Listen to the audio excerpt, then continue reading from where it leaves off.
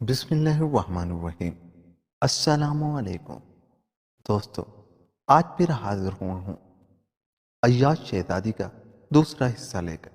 مگر نئے آنے والے دوستوں سے گزارش ہے اس کہانی کا پہلا حصہ سننے اور ہمارے چینل کو بھی سبسکرائب کر لیں، کیونکہ میں ایسی کہانیاں لاتا رہتا ہوں۔ چلتے ہیں آج کی کہانی کی طرف۔ 7 دنوں کے سفر کے بعد وہ سرخ سمندر کے کنارے پر پہنچ گئے۔ اب ان کے سامنے ایک وسیع و عریض سمندر ٹھاٹھے مار رہا تھا، جس کے پانی کا رنگ گہرا سرخ تھا۔ سرخ پہاڑی والا جزیرہ اس سمندر کے درمیان میں تھا، لیکن اس جزیرے تک پہنچنے کے لیے انہیں کسی مضبوط کشتی کی ضرورت تھی، لیکن وہاں کوئی کشتی نظر نہ آ رہی تھی۔ اب کشتی کہاں سے حاصل کریں؟ وقت بیدار شہزادے نے گھوڑے سے اترتے ہوئے کہا، آپ یہاں ٹھہریں شہزادہ ہدو، میں ادھر ادھر گھوڑا دوڑا کر دیکھتا ہوں، شاید کہیں کوئی آبادی ہو جہاں سے کشتی حاصل ہو سکے۔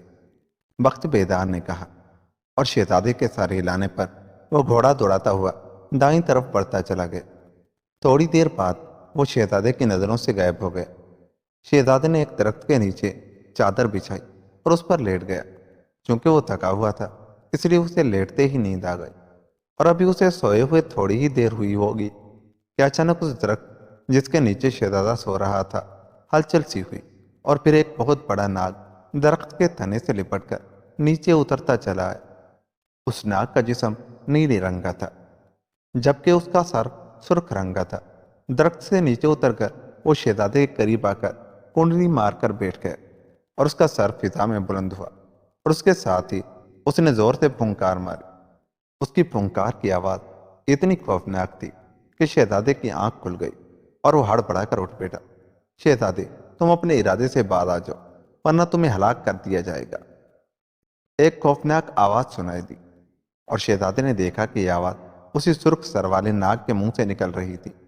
او، تم انسانی آواز میں بات کر رہے ہو، کون ہو تم؟ شہزادے نے اپنی تلوار کے دستے پر ہاتھ رکھ کر پوچھا۔ میں سانپوں کا محافظ کاجاک سانپ ہوں۔ مجھے سانپ دیوتا نے یہ طاقت دی ہے کہ میں دنیا کے تمام سانپوں کی حفاظت کروں۔ سرخ سر والے سانپ نے پھونکارتے ہوئے جواب دیا، تم جانتے ہو کہ ناگرانی بہت ظالم ہے، اس لیے اس کا خاتمہ ضروری ہے۔ شہزادے نے کچھ سوچتے ہوئے کہا، میں کچھ نہیں جانتا، میرے ذمہ تو صرف ان کی حفاظت ہے۔ تم صرف مجھے یہ بتاؤ کہ تم اپنے ارادے سے باز آتے ہو یا پھر میں تمہیں ہلاک کروں۔ اور یہ بھی سن لو کہ بزرگ نے تمہیں جو سبز کپڑا دیا ہے اس کا اثر صرف مہیش بوٹی کے زہر کے حد تک ہے۔ میرا زہر تم پر اثر کرے گا، اور میرا زہر اتنا خطرناک ہے کہ اگر میں تمہیں پھونک بھی مار دوں تو تم جل کر راکھ ہو جاؤ گے۔ اس لیے تمہیں آخری بار کہہ رہا ہوں کہ تم اپنے ارادے سے باز آ کر واپس چلے جاؤ۔ کاچاک سانپ نے غصیلے لہجے میں کہا، چاہے کچھ بھی کیوں نہ ہو جائے، میں واپس نہیں جاؤں گا۔ میں اس ظالم ناگ رانی کو ضرور ہلاک کروں گا، شہزادے نے بڑے ٹھوس لہجے میں کہا، اور اس کے ساتھ ہی اس نے بڑی پھرتی سے اپنی تلوار نیام سے باہر کھینچ لی۔ او، تمہیں شاید اپنی تلوار پر بڑا بھروسہ ہے۔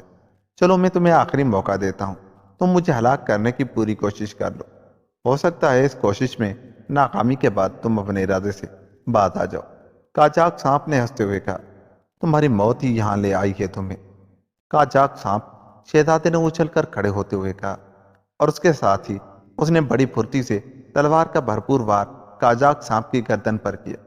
مگر دوسرے نے میں شہزادہ یہ دیکھ کر حیران رہ گیا کہ جیسے ہی اس کی تلوار کاجاک سانپ کی گردن سے ٹکرائی، ایک زوردار دھماکہ ہوا اور تلوار اس کے ہاتھ سے غائب ہو گئی، اور اس کے ساتھ ہی کاجاک سانپ کا زوردار کہکا سنائی دیا، بس اس تلوار پر ناز تھا تمہیں؟ اور بھی ہتھیار اگر تمہارے پاس ہے تو اسے بھی آزما لو، کاجاک سانپ نے کہا، اور شہزادے نے بڑی پھرتی سے اپنا خنجر نکال لیا، لیکن اس کے خنجر کا بھی وہی حشر ہوا جو اس سے پہلے اس کی تلوار کا ہوا تھا۔ اب تو شہزادے کو بے پناہ غصہ آیا۔ اس نے بڑی پھرتی سے کمان بغل سے اتار لی، اور ترکش سے تیر نکال کر اس نے اس پر چڑھایا اور سانپ کا نشانہ لینے لگا۔ سانپ کی آنکھوں میں موجود چمک یکلخت پہلے سے کہیں زیادہ بڑھ گئی، اور اس سے پہلے کہ شہزادہ تیر چلا تھا کہ اچانک ایک کمند سانپ کی گردن میں پڑی، اور دوسرے لمحے سانپ نہ صرف پشت کے بل گرا بلکہ پچھلی طرف گھسٹتا چلا گیا، اور شہزادہ حیرت سے دیکھنے لگا، کیونکہ سانپ کے گلے میں صرف کمند نظر آ رہی تھی اور کچھ نظر نہ آ رہا تھا۔ اور پھر سانپ ایک درخت کے ساتھ ہوا میں اٹھتا چلا گیا اور اس کمند کے ذریعے لٹک رہا تھا۔ جیسے اس کے دم کا آخری حصہ فضا میں اٹھا، ایک زوردار کڑاکا ہوا اور سانپ کا سر کٹ کر زمین پر آ گرا اور اس کے جسم کا بقایا حصہ زمین پر گر کر تڑپنے لگا۔ اسی لمحے وزیر زادہ بیدار بخت نمودار ہو گیا۔ اس کے ہاتھ میں تلوار تھی جس پر سانپ کا خون لگا ہوا تھا۔ او، تم یہاں کیسے پہنچ گئے اور یہ سب کیسے کیا؟ شہزادے نے بیدار بخت کو دیکھ کر حیرت بھرے لہجے میں پوچھا۔ میں واپس آ رہا تھا کہ میں نے سانپ کو درخت سے اترتے دور سے ہی دیکھ لیا تھا۔ چنانچہ میں نے گھوڑا روک لیا تاکہ اس کی ٹاپوں کی آواز سن کر سانپ مشتعل نہ ہو جائے۔ اس کے بعد میں انگوٹھی پہن کر یہاں پہنچ گیا۔ اس طرح میں سانپ اور آپ کی نظروں سے غائب ہو گئے اور پھر میں نے سب کچھ اپنی آنکھوں سے دیکھا۔ میں سمجھ گیا کہ دراصل قاجاق سانپ آپ کی کمان کو غائب کرانا چاہتا ہے تاکہ آپ سانپوں کی شہزادی کا خاتمہ نہ کر سکیں۔ اور اس کے ساتھ ہی میں نے قاجاق سانپ کو مارنے کے متعلق سوچا تو اچانک میرے دماغ میں اس بزرگ کی بات ابھری۔ انہوں نے مجھے انگوٹھی دی تھی کہ قاجاق سانپ اس وقت مرے گا جب اس کا جسم فضا میں ہوگا، کسی درخت یا زمین سے نہ چھو رہا ہوگا۔ چنانچہ میں نے بڑی پھرتی سے کمر سے کمند کھولی اور پھر اس کی گردن میں کمند ڈال کر بھاگتا ہوا درخت پر چڑھا، اور جب قاجاق سانپ کا جسم فضا میں لٹکا تو میں نے کمند کی رسی درخت سے باندھی اور اس کی گردن پر جھک کر تلوار کا وار کیا تو وہ ہلاک ہو گیا۔ بخت بیدار نے پوری تفصیل بتاتے ہوئے کہا، اور شہزادہ بخت بیدار کی عقل مندی اور پھرتی پر بہت خوش ہوا۔ قاجاق سانپ کے مرتے ہی شہزادے کی تلوار اور خنجر بھی زمین پر پڑے ہوئے مل گئے، جنہیں شہزادے نے اٹھا لیا۔ شہزادہ حضور، میں نے دور دور تک پتہ کر لیا ہے، کہیں کوئی کشتی موجود نہیں۔ بخت بیدار نے کہا، اوہ، پھر ہم اس جزیرے تک کیسے پہنچیں گے؟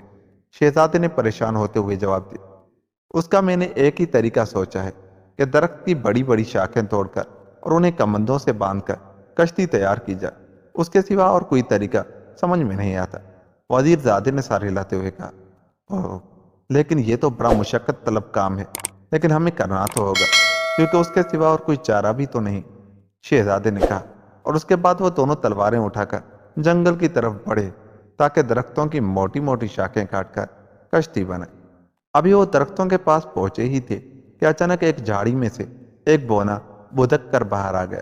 اس بونے کے جسم پر سنہرے رنگ کا لباس تھا اور سر پر ایک چھوٹا سا سنہری تاج بھی تھا۔ شہزادہ اور وزیر زادہ بخت بیدار اس بونے کو اچانک سامنے دیکھ کر ٹھٹک کر رک گئے۔ بونا شہزادہ تم دونوں کو خوش آمدید کہتا ہے، بونے کی باریک سی آواز سنائی دی، اور تم شہزادے ہو، بہت خوب، پھر تو ہمیں تم سے مل کر بہت خوشی ہوئی ہے، شہزادے نے مسکراتے ہوئے کہا۔ مجھے بھی، اور خاص طور پر وزیر زادے بخت بیدار سے جو انتہائی عقل مند انسان ہے کہ جس نے دنیا کا سب سے خطرناک سانپ قاجاق بڑی ہوشیاری سے خاتمہ کر دیا ہے۔ اور شہزادہ مجھے یہ بھی معلوم ہے کہ تم سرخ پہاڑی پر مہیش بوٹی کا زہر حاصل کرنے کے لیے جا رہے ہو تاکہ تم سانپوں کی شہزادی کو مار کر اس کا منقع حاصل کر سکو، بونے شہزادے نے کہا۔ اور شہزادہ فیروز وزیر زادے بخت بیدار دونوں کی باتیں سن کر بہت حیران ہوئے کہ اس چھوٹے سے بونے کو سب باتوں کا پہلے ہی کیسے علم ہو گیا۔ تمہیں کیسے پتا چلا، بونے شہزادے؟ شہزادے فیروز سے جب رہا نہ جا سکا تو اس نے آخرکار پوچھ ہی لیا۔ ہم بونوں کو اللہ تعالیٰ نے یہ طاقت دی ہے، اور پھر میں تو بونوں کا شہزادہ ہوں۔ بہرحال میں اس لیے تمہارے سامنے آیا ہوں تاکہ تمہاری اس نیک کام میں امداد کر سکوں، بونے شہزادے نے مسکراتے ہوئے کہا۔ اوہ، بہت بہت شکریہ، شہزادے اور وزیر زادے دونوں نے خوش ہو کر کہا۔ شہزادہ حضور، آپ کو اب کشتی بنانے کی ضرورت نہیں ہے، میں آپ کو ایک ایسے درخت کے پاس لے جاتا ہوں جس کا تنا اندر سے کھوکھلا ہے، اور یہ درخت بہت پرانا اور بوسیدہ ہے، اور یہ پہلے سے ہی ٹوٹا پڑا ہے۔ آپ اسے اٹھا کر سمندر میں ڈال دیں اور خود اندر بیٹھ جائیں، یہ ایک بہترین کشتی بن جائے گی اور آپ آسانی سے سرخ جزیرے تک پہنچ جائیں گے، بونے شہزادے نے کہا۔ اور پھر وہ ان دونوں کو جنگل کے اندر لے گیا۔ واقعی وہاں ایک ایسا درخت ٹوٹا ہوا پڑا تھا جو بہت بڑا اور اندر سے کھوکھلا تھا۔ وزیر زادے نے تھوڑی سی ہمت سے اس کا اوپر کا حصہ توڑ دیا، اور اس طرح ایک بڑی سی اور ہلکی پھلکی کشتی تیار ہو گئی۔ وزیر زادے نے اسے اٹھا کر کاندھے پر ڈالا اور وہ دونوں واپس مڑے۔ بونے شہزادے، کیا تم بتا سکتے ہو کہ ہم اس زہریلے پہاڑ پر جا کر مہیش بوٹی کیسے حاصل کریں گے؟ ہمیں بتایا گیا ہے کہ وہاں بوٹی کی وجہ سے اتنا زہر پھیلا ہوا ہے کہ کوئی وہاں جا کر दूसरा सांस भी नहीं ले सकता। वजीर ज़्यादा बेदार वक्त ने कहा, तुमने अच्छा किया कि मुझसे पूछ लिया। तुम दोनों समंदर की तरफ चलो, मैं जंगल से एक बूटी तोड़कर तुम्हारे पास पहुंचता हूँ। उस बूटी में यह खासियत है कि उसके पत्ते जो शख्स खा जाए उस पर महज बूटी का धुआं कोई असर नहीं करता। बौने शहजादे ने बताया, और शहजादा फिरोज और वक्त बेदार दोनों उसकी ये बात सुनकर खुशी से उछल पड़े।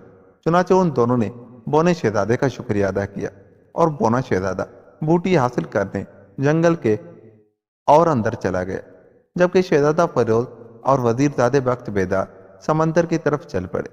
वजीरजादे ने कांधे पर वो खोखरी कश्ती उठाई हुई थी। जब वो दोनों समंदर के किनारे पर पहुंचे तो वजीरजादे ने कश्ती को साहिल पर रख दिया और फिर वो दोनों वहीं रुककर बौने शहजादे का इंतजार करने लगे। वक्त बेदार, कश्ती में तो हम बैठ जाएंगे, लेकिन उस कश्ती को हम चलाएंगे कैसे? हमें चप्पुओं की भी तो जरूरत पड़ेगी, शहजादे ने कहा। हाँ शहजादा हुजूर, वाकई मुझे उसका तो ख्याल भी न रहा। अच्छा, बौना शहजादा आ जाए तो फिर मैं जाकर जंगल से चप्पुओं के लिए लकड़ियां तोड़ कर ले आता। उसी लम्हे दूर से उन्हें बौना शहजादा दौड़ कर आता हुआ दिखाई दिया। उसके हाथ में एक झाड़ी की शाख थी जिससे इंसानी जुबान की तरह के पत्ते लगे हुए थे। ये लो शहजादे, उसके दो दो पत्ते चबा कर खा जाओ, उसके बाद महज बूटी के जहरीले धुएं से बेपरवाह हो जाओगे, वो तुम पर कोई असर न करेगा। बौने शहजादे ने झाड़ी की शाख शहजादे की तरफ बढ़ाते हुए कहा और शहजादे ने दो पत्ते तोड़कर मुंह में डाले और उन्हें तेजी से चबाने लगा। वजीरजादे वक्त बेदार ने भी ऐसा ही किया। बौने शहजादे, अब तुम शहजादे हुजूर के पास ठहरो, मैं जंगल में जाकर चप्पुओं के लिए लकड़ियां तोड़ लाऊं। वजीरजादे वक्त बेदार ने पत्ते चबाकर खा लेने के बाद कहा, तुम इस जजीरे का रास्ता जानते हो? बौने शहजादे ने उन दोनों से मुखातिब होकर पूछा और वो दोनों हैरत से एक दूसरे की शक्लें देखने लगे। वाकई इस अहम तरीन बात के मुतालिक तो उन्होंने सोचा भी न था। इतने बड़े समंदर में वो सुर्ख जजीरे को कैसे ढूंढ सकते थे? बौने शहजादे, हम अपनी कम अकल पर शर्मिंदा हैं, वाकई हमने इस बारे में सोचा भी नहीं। शहजादे और वजीरजादे दोनों ने शर्मिंदा लहजे में जवाब देते हुए कहा, उसमें आपका कसूर नहीं है, बाज़ औक़ात इंसान ज़रूरी बातें भूल जाता है। बहरहाल तुम्हें खुश होना चाहिए कि अब तुम्हें उसके जानने की ज़रूरत नहीं। यह कश्ती तुम्हें सीधी उस जजीरे तक ले जाएगी। बौने शहजादे ने मुस्कुराते हुए कहा, अच्छा, मगर कैसे? क्या इस कश्ती में कोई खास बात है? शहजादे फिरोज ने हैरान होते हुए पूछा। नहीं, इस कश्ती में कोई खास बात नहीं है, बल्कि बात यह है कि यहाँ इस साहिल से समंदर की लहरों का रुख उस जजीरे की तरफ ही है और वो यहाँ से चलती है तो सीधी उसी जजीरे से जाकर टकराती है। बहुत खूब, बहुत खूब। इसका मतलब है कि अल्लाह ताला भी हमारी मदद कर रहा है, शहजादे ने खुश होते हुए कहा। जिनका मकसद नेक होता है उनकी मदद अल्लाह ताला जरूर करते हैं, बौने शहजादे ने मुस्कुराते हुए कहा।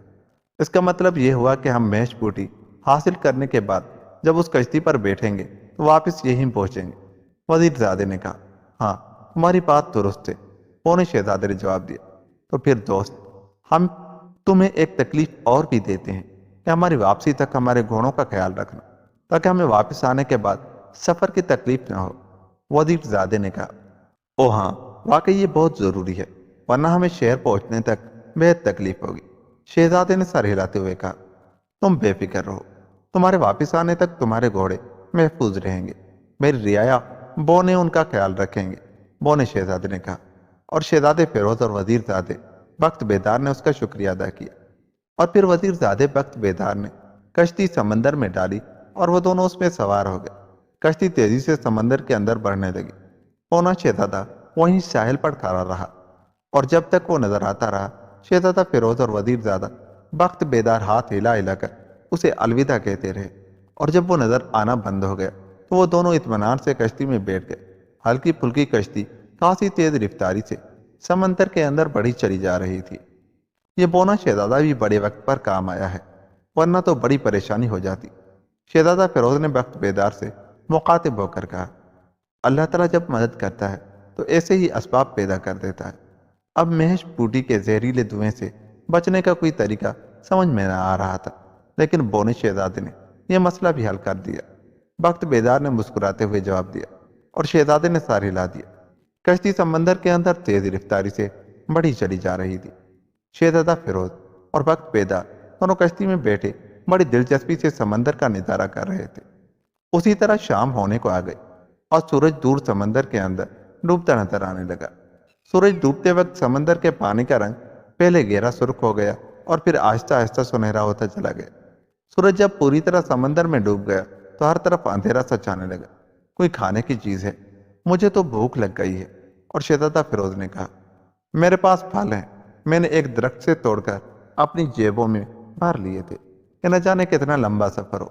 वजीरजादे बेदार बख्त ने मुस्कुराते हुए कहा, और फिर जेबों से सुर्ख रंग के फल निकाल निकाल कर शहजादे के सामने कश्ती में ढेर करने शुरू कर दिए। ये छोटे छोटे फल थे जिनकी सतह पर सुर्ख रंग के कांटे से उभरे हुए थे। उन पर तो बड़े सख्त किस्म के कांटे हैं, ये कैसे खाए जाएंगे? शहजादे ने डरते डरते एक फल उठाते हुए कहा, और वजीरजादे ने एक फल उठाया और अपने खंजर निकालकर उससे फल के काटने और सख्त जिल्द काट डाली। अब अंदर इस सुनहरे रंग का जेरी नमा गोदा निकल आया जो बेहद लजीज और मीठा था। शहजादे ने बड़े शौक से ये फल खाने शुरू किए। फल चूंकि काफी मिकदार में थे, इसलिए शहजादे और वजीरजादे दोनों ने खूब पेट भरकर फल खाए। और फिर वजीरजादे ने अपनी कमर से बंधी हुई पानी की छागुल उतारी और उसमें मौजूद पानी पहले शहजादे और बाद में वजीरजादे ने खूब जी भर कर पिया। उसके बाद शहजादे को तो नींद आने लगी। मैं तो अब सोता हूँ, मुझे तो नींद आ रही है, शहजादे ने जमाई लेते हुए कहा, और फिर वो कश्ती में लेट गया। वजीरजादे को भी नींद के झोंके आने लगे थे, इसलिए वो भी एक तरफ होकर लेट गया। और थोड़ी देर बाद वो दोनों गहरी नींद सो गए। और जब उनकी आंखें खुली तो वो दोनों ही चौंक कर उठ बैठे। वो सारी रात सोते रहे थे और अब सूरज समंदर से उभर रहा था। हर तरफ रोशनी फैलने लगी थी। अरे वो देखो, जजीरा! अचानक शहजादे ने चौंक कर कहा, और वजीरजादे ने भी देखा कि दूर एक जजीरे के आसार नजर आने लग गए थे। उनकी कश्ती उसी जजीरे की तरफ ही बढ़ी चली जा रही थी। वो दोनों गौर से उस जजीरे को देखने लगे जो आहिस्ता आहिस्ता वाज़ेह होता जा रहा था। ये वही सुर्ख जजीरा है शहजादा हुजूर, उस पर सुर्ख रंग की पहाड़ी अब साफ नजर आने लगी है जिस पर नीले रंग का धुआं सा फैला हुआ है, वजीरजादे ने कहा। और शहजादे ने सर हिला दिया। वो दोनों जजीरे पर उतरने की तैयारियां करने लगे। थोड़ी देर बाद उनकी कश्ती जजीरे के करीब पहुंचकर साहिल से टकरा कर रुक गई और वो दोनों अल्लाह का नाम लेकर कश्ती से निकलकर जजीरे पर उतर गए। वजीरजादे ने कमर से रस्सी खोलकर कश्ती को एक उभरे हुए मजबूत पत्थरों से बांध दिया ताकि वापसी के वक्त यह कश्ती काम आए। कश्ती को बांधने के बाद वो दोनों तेजी से उस सुर्ख पहाड़ी की तरफ बढ़ते चले गए। उस जजीरे पर दरख्त तो बेशुमार थे, किस्म किस्म के अजीब व गरीब फलों से भरे हुए दरख्त, लेकिन वहां कोई जानवर, हत्ता कि कोई परिंदा तक नजर न आ रहा था। यूं लगता था जैसे इस जहरीले धुएं की वजह से वहां कोई जानदार जिंदा न रह सका हो। वो दोनों तलवारें संभाले तेजी से आगे बढ़ते चले गए। थोड़ी देर बाद वो सुर्ख पहाड़ी के दामन में पहुंच गए। ये पहाड़ी कुछ ज्यादा ऊंची न थी, इसलिए वो आसानी से पहाड़ी पर चढ़ गए। पहाड़ी की चोटी नीले रंग के धुएं में लिपटी हुई थी और वहां कुछ भी नजर न आ रहा था, लेकिन उन दोनों ने चूंकि बौने शहजादे की दी हुई बूटी के पत्ते खाए हुए थे, इसलिए जहरीले धुएं का उन पर कोई असर न हो रहा था। लेकिन अभी वो चोटी से थोड़ी ही दूर थे कि अचानक शांशा की जोरदार आवाजें चोटी पर से नीचे की तरफ आती हुई सुनाई दी। ये आवाजें आहिस्ता आहिस्ता बुलंद होती जा रही थी और उसके साथ ही खड़खड़ाहट की आवाजें भी सुनाई देने लगी थी। वो दोनों ये आवाजें सुनकर ठटक कर खड़े हो गए। ये कैसी आवाजें हैं बेदार बख्त? शहजादे ने हैरान होकर बेदार बख्त से पूछा, और फिर उससे पहले कि बेदार बख्त कोई जवाब देता, अचानक उन दोनों ने एक बड़ी सी चट्टान को लुढ़क कर चोटी पर से अपनी तरफ आते हुए देखा। यह इतनी बड़ी चट्टान थी कि अगर उनसे टकरा जाती तो उन दोनों के जिस्म कीमा बनकर रह जाते। चट्टान इंतहाई तेज रफ्तारी से नीचे आ रही थी। चट्टान को देखते ही वो दोनों चीखते हुए तेजी से एक तरफ को भागे ताकि चट्टान की जद से बच सके, लेकिन दूसरे लम्हे उनके हलक से खौफ के मारे जोरदार चीख बुलंद हुई जब उन्होंने देखा कि जैसे ही वो भागकर एक तरफ हुए थे, लुढ़कती हुई चट्टान का रुख भी मुड़ गया था और अब वो दोबारा उनकी सीध पर आ रही थी। अब तो खौफ के मारे उनकी गिघी बन गई और उन्हें अपनी मौत का यकीन हो गया। वो जान बचाने के लिए एक बार फिर भागे, लेकिन उसके साथ ही चट्टान ने एक बार फिर अपना रुख बदल लिया और अब चट्टान उनके बिल्कुल करीब पहुंच चुकी थी। शहजादा फिरोज और बेदार बख्त दोनों बेख्तियार रुक गए क्योंकि अब भागने के लिए कोई गुंजाइश न थी। और उसी लम्हे बेदार बख्त के जहन में एक तजवीज़ आ गई। बैठ जाइए शहजादे हुजूर, बैठ जाइए, बेदार बख्त ने चीख कर कहा, اور شہزادہ بے اختیار زمین پر بیٹھ گیا۔ بیدار بخت بھی تیزی سے بیٹھ گیا اور اس کے ساتھ ہی اس نے اپنی تلوار کو دونوں ہاتھوں سے پکڑ کر اس طرح اوپر اٹھا لیا کہ چٹان ان دونوں سے ٹکرانے سے پہلے اس تلوار سے ٹکراتی۔ پھر جیسے ہی بھاری چٹان لڑکتی ہوئی ان کے قریب آئی، وہ بیدار بخت کی تلوار سے ٹکرائی اور بیدار بخت نے اپنی پوری طاقت لگا کر تلوار کو اونچا کرنے کی کوشش کی۔ وہ چٹان بہت بھاری اور بڑی تھی، کیونکہ وہ اوپر سے نیچے لڑکتی ہوئی آ رہی تھی، اس لیے تلوار کا جھٹکا لگنے سے وہ یکلخت اچھلی اور بیدار بخت کے ہاتھ سے تلوار تو چھوٹ گئی، لیکن چٹان اچھلنے کی وجہ سے ان کے جسموں کے اوپر سے گزر کر نیچے جانے لگی اور وہ دونوں اس کی زد میں آنے سے بال بال بچ گئے۔ بہت خوب بیدار بخت، بہت خوب، شہزادے نے اچھل کر کھڑے ہوتے ہوئے کہا، اور بیدار بخت بھی مسکراتا ہوا اٹھ کھڑا ہوا۔ چٹان اسی طرح لڑکتی ہوئی نیچے چلی گئی اور پھر ایک زوردار دھماکہ سنائی دیا۔ بیدار بخت کی تلوار پتھروں میں ٹوٹی ہوئی پڑی تھی اور ظاہر ہے اب وہ بیکار ہو چکی تھی۔ یہ کیسی چٹان تھی اور کس نے لڑکائی تھی؟ شہزادے نے کہا۔ معلوم نہیں شہزادہ حضور، بہرحال اللہ کی مہربانی ہو گئی ہے، ورنہ ہم یقیناً مارے جاتے۔ وزیر زادے نے کہا، ہاں، تمہاری عقل نے عین موقع پر کام کیا اور ہماری جانیں بچ گئی، شہزادے نے مسکراتے ہوئے کہا، اور وہ دونوں دوبارہ اوپر کو چڑھنے لگے اور تھوڑی دور بعد وہ چوٹی پر پہنچ گئے۔ انہوں نے دیکھا کہ چوٹی کے عین اوپر ایک چٹان کے اندر گڑھا سا بنا ہوا ہے، جس میں ایک پودا موجود تھا، جس کی پتیوں میں سے مسلسل نیلے رنگ کا دھواں نکل رہا تھا۔ شہزادے نے اپنے ترکش میں تیر نکالا اور اس نے آگے بڑھ کر اس پودے کی ایک پتی توڑی۔ پتی ٹوٹتے ہی ایسی آواز پودے سے نکلی جیسے کسی نے چیخ ماری ہو، اور جس جگہ سے پتا ٹوٹا تھا وہاں سے نیلے رنگ کا پانی ابلنے لگا۔ شہزادے نے جلدی سے تیر کی نوک اس پانی کے ساتھ لگائی، اور جب نوک پر چڑھی ہوئی لوہے کی ٹوپی نیلے رنگ کے پانی میں اچھی طرح ڈوب گئی تو اس نے تیر ہٹا لیا۔ اب تیر کی نوک گہرے نیلے رنگ کی ہو گئی۔ شہزادے نے دوسرا تیر نکالنا چاہا اور اسی لمحے زائیں کی تیز آواز ابھری اور پودا اسی چٹان کے اندر غائب ہو گیا۔ اب چٹان کی سطح برابر ہو گئی تھی۔ اب واپس چلیں شہزادہ حضور، میرے خیال میں اب یہاں ہمارا رکنا ٹھیک نہیں ہے، وزیر زادے نے پودے کو غائب ہوتے دیکھ کر کہا، اور شہزادے نے بھی سر ہلا دی۔ انہوں نے نیلے رنگ کی نوک والا تیر احتیاط سے اپنے ترکش میں رکھا اور پھر وہ مڑ کر تیزی سے نیچے اترنے لگے۔ وہ اپنے مقصد میں کامیاب ہو گئے تھے۔ اب ان کے پاس ایسا تیر موجود تھا جس کی نوک مہیش بوٹی کے زہر میں بجھی ہوئی تھی۔ وہ دونوں تیزی سے نیچے اترتے چلے گئے اور پھر تھوڑی دیر بعد وہ اس پہاڑی کے دامن میں پہنچ گئے۔ وہاں انہوں نے وہ چٹان بھی پڑی ہوئی دیکھی جو ان پر گرنے لگی تھی۔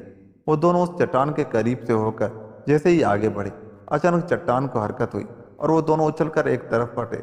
ان کا خیال تھا کہ چٹان شاید ان کے پیچھے آئے گی، لیکن وہ یہ دیکھ کر حیران رہ گئے کہ چٹان ان کے پیچھے آنے کی بجائے اچھل کر پہاڑی پر چڑھنے لگی تھی۔ وہ یوں اوپر چڑھنے جا رہی تھی جیسے کوئی لوہا مقناطیس کی طرف کھینچتا ہے، اور دیکھتے ہی دیکھتے وہ ان کی نظروں سے غائب ہو گئے۔ کمال ہے، عجیب چٹان ہے یہ، شہزادے نے حیرت بھرے لہجے میں کہا۔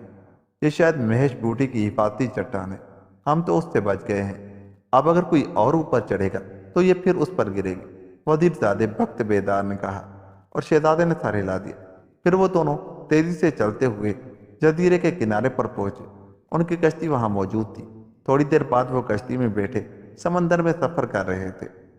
اس بار کشتی اسی طرح جزیرے سے دور ہوتی جا رہی تھی جس طرح پہلے وہ جزیرے کی طرف خود بخود بڑھی جا رہی تھی۔ اسی طرح دن اور رات کو سفر کرنے کے بعد صبح ہوتے ہی وہ واپس اس ساحل پر پہنچ گئے جہاں وہ بونے شہزادے کو چھوڑ گئے تھے۔ پھر جیسے ہی وہ ساحل پر اترے، خوش آمدید شہزادہ فیروز مبارک ہو کہ آپ کامیاب لوٹے ہیں، ایک جھاڑی سے بونے شہزادے کی آواز سنائی دی، اور وہ دونوں چونک کر اس جھاڑی کی طرف دیکھنے لگے۔ دوسرے لمحے جھاڑی کی اوٹ سے بونا شہزادہ نکل کر ان کے سامنے آ گیا۔ اس کے چہرے پر خوشی کے تاثرات نمایاں تھے۔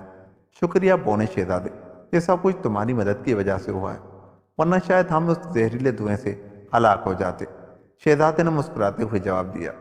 میرے ساتھ ساتھ آپ وزیر زادے بیدار بخت کا شکریہ ادا کر، جس کی عقل مندی نے آپ دونوں کو موت سے بچا دیا، ورنہ وہ چٹان آپ کو پیس کر رکھ دیتی، بونے شہزادے نے جواب دیا۔ تمہیں کیسے معلوم ہوا؟ شہزادے نے حیرت بھرے لہجے میں پوچھا۔ شہزادہ حضور، میں نے پہلے ہی بتایا ہے کہ اللہ تعالیٰ نے ہمیں ایسی خصوصیات عطا کی ہیں کہ ہمیں سب کچھ معلوم ہو جاتا ہے۔ اس چٹان کے متعلق تو مجھے پہلے ہی علم تھا، لیکن اس سے بچنے کا کوئی حل میری چھوٹی سی عقل میں نہ آتا تھا، اس لیے میں نے جان بوجھ کر آپ سے اس کا ذکر نہ کیا تھا۔ تاکہ آپ پریشان نہ ہوں، لیکن وزیر زادے نے واقعی اس کا حل ڈھونڈ لیا۔ وہ نے شہزادے نے جواب دیا اور وزیر زادہ خوش ہو کر اس کی تعریف کا شکریہ ادا کرنے لگا۔ ہمارے گھوڑے، شہزادے نے ادھر ادھر دیکھتے ہوئے کہا، آپ کے گھوڑے صحیح سلامت ہیں اور جنگل میں چر رہے ہیں۔ وہ نے شہزادے نے کہا، میں جا کر انہیں لے آتا ہوں۔ وزیر زادے نے کہا اور پھر وہ جنگل میں بھاگتا چلا گیا۔ شہزادہ حضور، جب آپ شہزادی زرین سے شادی کریں تو مجھے اپنی شادی میں ضرور بلائیں، میں خوشی سے شریک ہوں گا اور شہزادی زرین کو مبارکباد دوں گا۔ وہ نے شہزادے نے کہا، ضرور ضرور، مگر ہم تمہیں کیسے دعوت دیں گے؟ شہزادے فیروز نے کہا، آپ بس مجھے دل میں یاد کریں، میں خود ہی پہنچ جاؤں گا۔ وہ نے شہزادے نے جواب دیا اور شہزادے نے اس سے وعدہ کیا کہ وہ اسے ضرور بلائے گا۔ اتنی دیر میں وزیر زادہ اپنے گھوڑے پر سوار اور شہزادے کے گھوڑے کی باگ پکڑے انہیں بھگاتا ہوا وہاں پہنچ گئے، اور پھر شہزادے فیروز اور وزیر زادے بیدار بخت دونوں نے پونے شہزادے کا شکریہ ادا کیا اور اس سے اجازت لے کر وہاں سے چل پڑے۔ اب ظاہر ہے ان کی منزل ملک دولت آباد تھا، جو وہاں سے سینکڑوں میل دور تھا۔ شہزادہ فیروز اور وزیر زادہ بیدار بخت 1 ماہ تک سفر کرنے کے بعد آخرکار ملک دولت آباد کی حدود میں داخل ہو گئے۔ انہوں نے دیکھا کہ اس ملک کے لوگ سہمے سہمے سے لگتے ہیں۔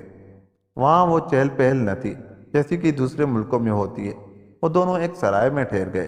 بیدار بخت نے سرائے کے ملازم سے لوگوں کے سہمے سہمے رہنے کی وجہ پوچھی تو اس نے بتایا کہ یہاں اکثر خوبصورت بچے غائب ہو جاتے ہیں اور خوبصورت نوجوانوں کی لاشیں ہر دوسرے تیسرے روز سڑکوں پر پڑی ہوئی ملتی ہیں، جیسے ان کو سانپوں نے کاٹا ہو۔ حالانکہ آج تک یہاں کوئی سانپ نظر نہیں آیا۔ لوگ اس وجہ سے ہر وقت پریشان رہتے ہیں کہ نہ جانے کس وقت ان کا بچہ غائب ہو جائے، جب وہ خود سانپ کے زہر کا شکار بن جائے۔ یہاں کے بادشاہ اس کا کوئی حل نہیں کرتے، وزیر زادے نے کہا۔ بادشاہ سلامت بوڑھے ہیں، وہ تو اپنے کمرے سے باہر ہی نہیں نکلتے۔ یہاں ان کی بیٹی شہزادی رانی حکومت کرتی ہے۔ وہ بےحد ظالم عورت ہے، جو کوئی اس کے پاس شکایت لے کر جاتا ہے وہ اسے فوراً ہلاک کروا دیتی ہے۔ ملازم نے سہمے ہوئے لہجے میں کہا، یہاں کبھی کوئی سانپ نظر نہیں آیا؟ وزیر زادے نے پوچھا، صرف سال میں 1 بار 2 سانپ نظر آتے ہیں، اور وہ دن ہوتا ہے جب رات اور دن برابر ہوتے ہیں، جیسے کل ہو رہے ہیں۔ اس روز شہزادی رانی عین دوپہر کے وقت اپنے محل کے جھروکے میں اپنی کنیزوں سمیت آ کر بیٹھ جاتی ہے۔ اس وقت کسی مرد کو محل میں داخل ہونے کی اجازت نہیں ہوتی۔ باقی جھروکوں میں بھی شہزادی کی کنیزیں موجود ہوتی ہیں۔ پھر ایک خوفناک سا ناگ کہیں سے نکل کر آتا ہے اور شہزادی کے گلے میں لٹک جاتا ہے۔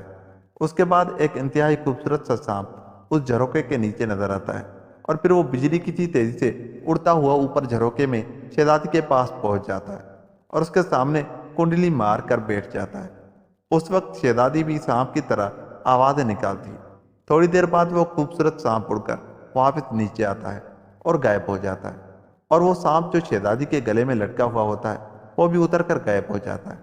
ان سانپوں کے خوف کی وجہ سے اس روز پورے شہر میں ہر شخص اپنے گھر میں بند ہو جاتا ہے، کوئی باہر نہیں نکلتا۔ جب دونوں سانپ غائب ہو جاتے ہیں تو پھر لوگ باہر نکلتے ہیں، اور آپ دونوں چونکہ اجنبی ہیں، اس لیے میں آپ کو بھی ہدایت کروں گا کہ آپ بھی اپنی جانوں کا خیال رکھیں۔ ملازم نے اسے سمجھاتے ہوئے کہا، اور وزیر زادے نے سر ہلا دیا اور پھر اسے انعام دے کر رخصت کر دیا۔ ہم بڑے وقت سے یہاں پہنچے ہیں شہزادہ حضور، اور کل کا دن نکل جاتا تو ہمیں مزید 1 سال انتظار کرنا پڑتا۔ وزیر زادے نے آ کر شہزادے کو ساری تفصیل بتاتے ہوئے کہا، اور شہزادہ بھی خوش ہو گیا کہ واقعی صحیح وقت پر پہنچ گئے ہیں۔ اب شہزادہ حضور، آپ کے سچے نشانے پر ہی سارے کام کا انحصار ہے، اور آپ کا نشانہ چوک گیا تو پھر ہم دونوں کو موت سے کوئی نہ بچا سکے گا۔ وزیر زادے نے کہا، تم فکر نہ کرو بیدار بخت، تم جانتے ہو کہ میرا نشانہ کتنا سچا ہے، اور پھر میں پوری توجہ سے نشانہ لگاؤں گا۔ بس تم وہاں پہنچ کر خیال رکھنا کہ جیسے ہی من کا سانپوں کی شہزادی کے مرتے ہی اس کے گلے سے نکلے، تم اسے جھپٹ کر فوراً وہاں سے نکل آنا ہے، تاکہ لوگوں کے باہر آنے سے پہلے ہی ہم اس شہر کے حدود سے نکل جائیں۔ چنانچہ پورا منصوبہ بنا کر وہ دونوں سو گئے۔ دوسرے روز صبح کو شہزادے نے اللہ سے دعا مانگی کہ اللہ تعالیٰ ان کی مدد کرے اور ان کے مقصد میں کامیاب کر دے۔ اس کے بعد وہ دونوں تیار ہو کر سرائے سے باہر آ گئے۔ چونکہ انہوں نے سرائے میں واپس نہ آنا تھا، اس لیے انہوں نے اپنا سامان بھی ساتھ لے لیا تھا، اور سرائے والوں کو یہی کہا تھا کہ وہ شہر کی سیر کرنے کے بعد واپس چلے جائیں گے۔ سرائے کے مالک نے بھی انہیں دوپہر سے پہلے شہر سے جانے کے لیے کہا، اور دونوں ساری لاتے ہوئے وہاں سے چل پڑے۔ سرائے سے نکل کر وہ دونوں پہلے شاہی محل پہنچے اور انہوں نے گھوم پھر کر محل کو چاروں طرف سے دیکھا، اور اس کے ساتھ ہی شہزادے نے محل کے قریب ہی ایک باغ کو تاڑ دیا تاکہ وہ گھوڑے سمیت وہاں چھپ جائے، تاکہ عین موقع پر جھروکے کے نیچے پہنچ جائے، ورنہ ہو سکتا ہے کہ ناگرانی اسے دیکھ کر پہلے ہی گرفتار کرا دیتی۔ جب دوپہر ہونے لگی تو بازار اور گلیاں تیزی سے خالی ہونے لگ گئی۔ ہر شخص اپنے اپنے گھروں کو بھاگنے لگا۔ میرا خیال ہے اب سانپوں کے شہزادے کے آنے کا وقت ہو گیا ہے، میں باغ میں چھپ جاتا ہوں، تم انگوٹھی پہن کر محل کے اندر داخل ہو جاؤ، شہزادے فیروز نے وزیر زادے بخت بیدار سے مخاطب ہو کر کہا۔ وزیر زادے نے سارے لا دیے، پھر شہزادہ اپنے گھوڑے سمیت اس خالی باغ میں چھپ کر کھڑا ہو گیا۔ وزیر زادے نے بھی اپنا گھوڑا وہیں درخت کے ساتھ باندھ دیا۔ انہوں نے یہی منصوبہ بنایا تھا کہ شہزادہ سانپوں کے شہزادے کو مہیش بوٹی کے زہر والا تیر مارتے ہی گھوڑا دوڑتے ہوئے واپس اس باغ میں آ جائے گا، اور وزیر زادہ بھی منکا لے کر واپس اس باغ میں پہنچے گا، اور پھر وہ دونوں یہیں سے گھوڑوں پر سوار ہو کر شہر سے نکل جائیں گے۔ وزیر زادے کی اپنی تلوار جو کہ اس چٹان کی وجہ سے ضائع ہو گئی تھی، اس لیے اس نے حفاظت کے خیال سے شہزادے کی تلوار لے کر اپنی کمر سے باندھی، اور پھر جیب سے انگوٹھی نکال کر اس نے انگلی میں پہن لی۔ انگوٹھی پہنتے ہی وہ شہزادے کی نظروں سے غائب ہو گیا۔ خدا حافظ شہزادہ حضور، وزیر زادے کی آواز باغ کے دروازے کے قریب سنائی دی، اور شہزادے نے بھی اونچی آواز میں اسے خدا حافظ کہا، اور پھر شہزادہ گھوڑے سمیت باغ کی دیوار کے ساتھ لگ کر کھڑا ہو گیا۔ محل کا پچھلا جھروکا اسے یہاں سے صاف نظر آ رہا تھا۔ انہوں نے جیب سے بزرگ کا دیا ہوا سبز رنگ کا کپڑا نکالا اور اسے ہاتھ میں رکھ کر انہوں نے کمان اتاری، اور ترکش سے وہ تیر نکالا جس کی نوک مہیش بوٹی کے زہر سے بجھی ہوئی تھی، اور پھر تیر کو کمان میں جوڑ کر وہ جھروکے کی طرف دیکھنے لگا۔ ابھی جھروکا خالی پڑا ہوا تھا، ناگرانی ابھی وہاں نہ پہنچی تھی۔ شہزادہ فیروز انتظار میں کھڑا رہا اور جھروکے کی طرف دیکھتا رہا۔ تقریباً آدھے گھنٹے کے بعد اس نے دیکھا کہ ایک بدصورت سی عورت جس نے گلے میں قیمتی موتیوں کے ہار پہنے ہوئے تھے اس جھروکے میں آ کر بیٹھ گئی۔ دوسرے جھروکوں میں بھی اب عورتیں نظر آنے لگ گئی تھی۔ شہزادہ تیار ہو گیا، اور تھوڑی دیر بعد اس نے دیکھا کہ ناگرانی کے گلے میں ایک خوفناک سا سانپ لٹکا ہوا نظر آنے لگا تھا۔ اس سانپ کو دیکھتے ہی شہزادہ سمجھ گیا کہ یہ سانپ کے شہزادے کا دوست بشر ناگ ہے۔ اس کا مطلب تھا کہ کسی بھی لمحے سانپوں کا شہزادہ وہاں پہنچنے والا ہے۔ شہزادے فیروز نے اللہ کا نام لے کر گھوڑے کو ایڑ لگائی اور باغ کے دروازے سے نکل کر محل کے اس جھروکے کی طرف بڑھنے لگا۔ پھر جیسے ہی وہ جھروکے کے قریب پہنچا، اس نے محل کی دیوار کے ساتھ ایک انتہائی خوبصورت سانپ کو دیکھا۔ اس نے جلدی سے کمان کو سیدھا کیا اور تیر کو کھینچا۔ دوسرے لمحے سائیں کی تیز آواز سے وہ خوبصورت سا سانپ جو یقیناً سانپوں کا شہزادہ تھا فضا میں بلند ہوا۔ اس کی رفتار اتنی تیز تھی کہ پلک چھپکنے میں وہ کافی اونچائی پر پہنچ گیا۔ شہزادے نے انتہائی تیزی سے تیر کو کھینچا اور پھر اللہ کا نام لے کر اس نے اندازہ لگایا کہ جب تک تیر اس جھروکے تک پہنچے گا سانپوں کا شہزادہ بھی وہاں تک پہنچ جائے گا، اور اب ساری بات اس اندازے پر ہی منحصر تھی۔ اس نے تیر چلا دیا۔ سائیں کی تیز آواز سے تیر کمان سے نکلا، اور پھر دوسرے لمحے شہزادے نے خوشی سے زوردار نعرہ مارا کیونکہ اس کا نشانہ بالکل سچا ثابت ہوا تھا۔ تیر ٹھیک سانپوں کے شہزادے کی گردن میں گھس گیا تھا، اور سانپوں کا شہزادہ پھڑکتا ہوا تیر سمیت الٹ کر واپس گرا۔ اسی لمحے جھروکے سے چیخوں کی آوازیں نکلی، اور شہزادے نے دیکھا کہ بشر ناگ نے غصے میں آ کر سانپوں کی شہزادی کو کاٹ لیا تھا، اور وہ چیختی ہوئی زمین پر گر گئی تھی۔ اس کی کنیزوں نے بھی شور مچا دیا تھا۔ سانپوں کا شہزادہ جیسے ہی نیچے گرا اس کے جسم میں آگ بھڑک اٹھی، اور پھر دیکھتے ہی دیکھتے وہ جل کر راکھ ہو گیا۔ اب شہزادے فیروز نے اللہ کا شکر ادا کیا اور تیزی سے گھوڑا موڑ کر واپس باغ میں آ گئے۔ اب اسے بڑی بے چینی سے بخت بیدار کا انتظار تھا۔ تھوڑی دیر بعد بھاگتے ہوئے قدموں کی آوازیں باغ کے دروازے پر سنائی دی۔ مبارک ہو شہزادہ حضور، میں نے ناگ رانی کا منکا حاصل کر لیا ہے، وزیر زادے بخت بیدار کی آواز سنائی دی، اور دوسرے لمحے وہ نظر آنے لگا۔ اس نے انگوٹھی اتار دی تھی۔ کہاں ہے وہ منکا؟ شہزادے نے بے چین لہجے میں پوچھا، اور وزیر زادے نے دوسرے ہاتھ کی مٹھی شہزادے کے سامنے کھول دی۔ اس مٹھی میں ایک سنہرے رنگ کا خوبصورت سا منکا موجود تھا۔ شہزادے نے جلدی سے وہ منکا اس کے ہاتھ سے جھپٹا اور پھر زور سے اسے مٹھی میں رکھ کر دبایا تو منکے میں سے خون کے 2 قطرے نکل کر گھوڑے کی زین پر پڑے، اور دوسرے لمحے لوہے کی زین خالص سونے کی بن گئی۔ اور یہ دیکھتے ہی شہزادہ فیروز نے خوشی سے نعرہ مارا، اب یہاں سے نکل چلیں۔ شہزادہ حضور، کیونکہ ناگ رانی کے مرتے ہی پورے محل میں بھگدڑ مچ گئی ہے۔ ایسا نہ ہو کہ بادشاہ جو اپنے آپ کو اس کا باپ سمجھتا ہے ہمیں پکڑوا لے، بیدار بخت نے کہا، اور شہزادے نے سر ہلاتے ہوئے منکے کو اپنی جیب میں حفاظت سے رکھا۔ بیدار بخت نے گھوڑے کو درخت سے کھولا اور پھر اچھل کر اس پر سوار ہو گئے۔ چند لمحوں بعد وہ دونوں گھوڑے دوڑتے ہوئے باغ سے باہر آئے اور شہر کے باہر جانے والے راستے کی طرف بڑھتے چلے گئے۔ شہر والے اب گھروں سے نکل نکل کر شاہی محل کی طرف دوڑے چلے جا رہے تھے۔ شاید انہیں بھی ناگ رانی کی موت کا علم ہو گیا تھا۔ چونکہ وہ سب افراتفری میں تھے، اس لیے ان دونوں کو کسی نے نہ روکا اور وہ تھوڑی دیر بعد شہر کی حدود سے باہر آ گئے۔ اب چونکہ وہ کامیاب واپس آ رہے تھے، اس لیے انہوں نے سفر زیادہ تیزی سے کیا اور پھر 1 ماہ کے بجائے وہ 20 روز بعد ہی ملک روپ میں پہنچنے میں کامیاب ہو گئے، جہاں شہزادی زرین رہتی تھی۔ اور انہوں نے وہاں پہنچتے ہی اعلان کر دیا کہ وہ روم کے بادشاہ سلیمان کی لگائی ہوئی شرط پوری کر کر آیا ہے اور وہ ناگ رانی کا منکا لے کر آ گیا ہے۔ اس کا اعلان سنتے ہی پورے شہر میں خوشی کی لہر دوڑ گئی، کیونکہ وہ سب شہزادہ فیروز کو اچھی طرح جانتے تھے، اور یہ بات روم والوں کے لیے زیادہ خوشی کی تھی کہ یہ کامیابی ہمسایہ ملک کے شہزادے نے حاصل کی ہے۔ جب بادشاہ کو اس اعلان کی خبر ملی تو اس نے فوراً دربار عام لگانے کا حکم دے دیا اور شہزادہ فیروز اور بیدار بخت کو اس دربار میں حاضر ہونے کی اجازت دے دی۔ اس دربار میں شہزادی زرین بھی پہنچ گئی، کیونکہ اسے بھی شہزادہ فیروز کی کامیابی کی اطلاع مل گئی تھی، اور وہ چونکہ خود بھی شہزادہ فیروز کو پسند کرتی تھی، اس لیے خوشی سے اس کا چہرہ بھی دمک رہا تھا۔ دربار عام میں شہزادہ فیروز نے بادشاہ کو شاہی سلام کرنے کے بعد بڑے ادب سے ناگ رانی کا منکا جیب سے نکال کر پیش کیا۔ اسے پرکھا جائے کہ کیا واقعی یہ ناگ رانی کا منکا ہے۔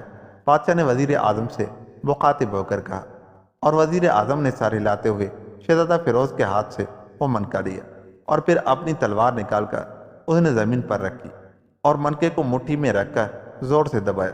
دوسرے لمحے منکے سے خون کے چند قطرے نکل کر اس تلوار پر پڑے اور پھر پورا دربار خوشی کے نعروں سے گونج اٹھا، کیونکہ جیسے ہی قطرے تلوار پر پڑے تھے تلوار سونے کی ہو گئی تھی۔ بادشاہ نے خوشی سے اٹھ کر شہزادے کو گلے سے لگایا۔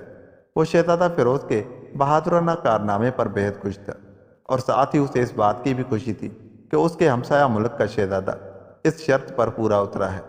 اس کے بعد بادشاہ نے شہزادہ فیروز اور شہزادی زرین کی شادی کا اعلان کر دیا۔ چنانچہ پورے ملک میں خوشی کے شادیانے بجنے لگے۔ شہزادے نے بادشاہ سے اجازت چاہی کہ وہ اپنے والد کو یہ خوشخبری سنائے اور پھر بارات لے کر آئے۔ بادشاہ نے اجازت دے دی۔ چنانچہ شہزادہ اور بیدار بخت اپنے ملک واپس پہنچے۔ ان کی کامیابی کی خبر وہاں ان سے پہلے پہنچ چکی تھی۔ اس کے والد نے بھی اسے سینے سے لگایا اور پھر وہ اپنے بیٹے کی بڑی زبردست بارات لے کر ملک روم پہنچا۔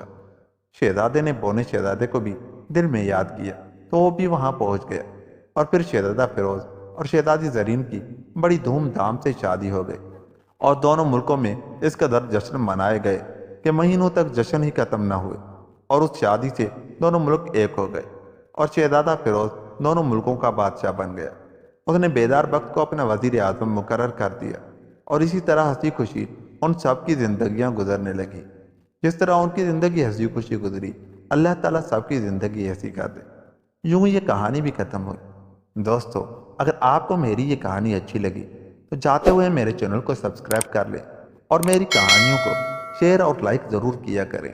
میرے چینل کو سبسکرائب کر کے رکھیں، کیونکہ میں ایسی ہی کہانیاں لاتا رہتا ہوں۔